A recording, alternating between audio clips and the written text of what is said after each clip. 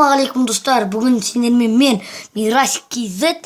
Бүгін біз топ 5 ең қызықты интернетсіз ойын алынатын ойындарды айтамыз. Оның бірі Майнкрафт. Майнкрафт өте қызықты ойын. Майнкрафтты мобильный точка доступпен достарыңызбен бірге ойнауға болады. Топ 3 ойынды Майнкрафтқа береміз. Ал ендеше ары қарай жалғастырайық. Ал достар, сендерге айта кетейін.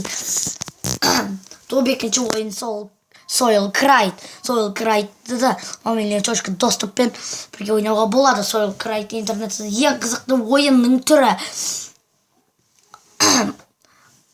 Топ 2 ойынды осы Soilkrite'та береміз. Ал ендеше кеттік.